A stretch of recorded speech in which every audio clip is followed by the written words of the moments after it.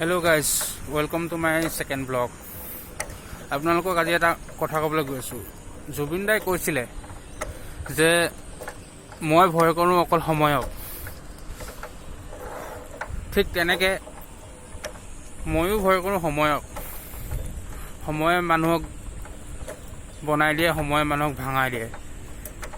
সময়ৰ আগত একোৱে নিটিকে। এদিন আহিছোঁ এনেকৈ, এদিন যাবও লাগিব। থকাকেইদিন কাম কৰি খাবই লাগিব, কষ্ট কৰিবই লাগিব গাইজ। সেয়াই জীৱন মানে এইটো সংগ্ৰাম। মৰা শেষ মুহূৰ্তলৈকে যুঁজি থাকিব লাগিব। এয়া মই এতিয়া আহি আছোঁ বৰ্তমান কামৰ পৰা। বৰষুণ দিছে কিনকিনীয়া। এইকেইদিন সদায় বৰষুণেই দি আছে, সদায় বৰষুণে পাই আছোঁ। আপোনালোকে উঠিলে নাই জনাব।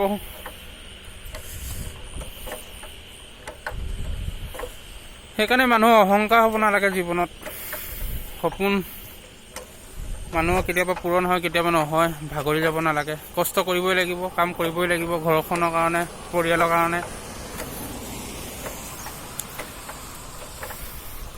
আপোনালোকে মোৰ এই ভিডিঅ'টো যদি আপোনালোকৰ ওচৰলৈ যায়, চাই পিনি কমেণ্ট কৰিব কেনেকুৱা লাগিছে। ভাল লাগিলে লাইক কৰি দিব।